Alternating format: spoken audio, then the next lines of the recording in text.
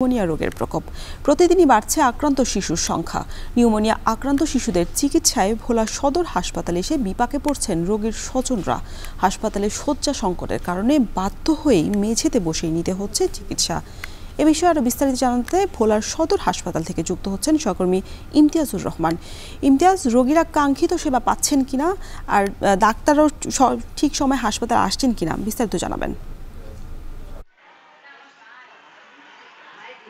রওশন, গেল কয়েকদিনে টানা বৃষ্টি এবং উজানে পানির চাপের কারণে নিম্নাঞ্চল প্লাবিত হয়েছে। প্লাবিত হওয়ার কারণে বেড়িবাঁধের বাইরে যে সকল মানুষরা রয়েছেন ওই এলাকার শিশুরা বিশেষ করে ঠান্ডাজনিত রোগে আক্রান্ত হচ্ছেন। আমি এখন রয়েছে ভোলা সদর হাসপাতালের শিশু ওয়ার্ডে। এই ওয়ার্ডে ধারণ ক্ষমতা 40টি বেড থাকলেও কিন্তু বর্তমানে এখন পর্যন্ত রোগী ভর্তি আছে 222 জনে। এই 22 জন রোগীর চিকিৎসা সেবা দিতে গিয়ে চিকিৎসক এবং নার্সরা একরকম হিমশিম খেতে হচ্ছে।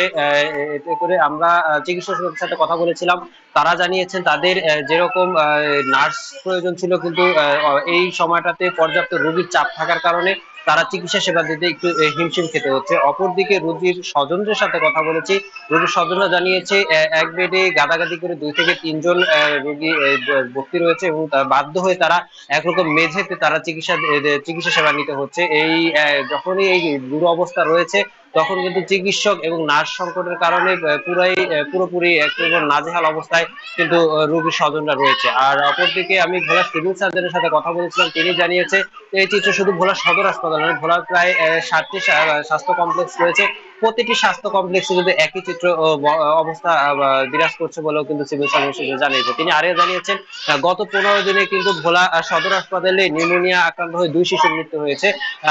এই পরিত্রাণের জন্য কিন্তু চিকিৎসক এবং নার্সরা কিন্তু বরাবরই একটি কথা জানিয়ে আসছে যে শিশুদেরকে দুটো বাড়তি যত্ন এবং সুস্থ অবস্থানে রাখার জন্য কিন্তু বলে আসছেন কিন্তু ডাক্তার এবং চিকিৎসকরা। এতে করে শিশুদের ঠান্ডার প্রকোপ বৃদ্ধি পায়। ঠান্ডার প্রকোপের কারণে কিন্তু ধীরে ধীরে তার নিউমোনিয়া আকার ধারণ করে। এতে করে এই সদর হাসপাতালগুলোতে রোগীর চাপ বৃদ্ধি পাচ্ছে এবং ডাক্তাররা কিন্তু আরেকটা বিষয়, যেই পরিমাণ রোগী হাসপাতালে রয়েছেন তার চেয়ে অধিক রোগী কিন্তু আক্রান্ত হয়ে বাসা বাড়িতে চিকিৎসা সেবা নিচ্ছেন। এই পরিত্রাণের জন্য সুস্থ অবস্থানে থাকার জন্য কিন্তু পরামর্শ দিয়ে আসছেন।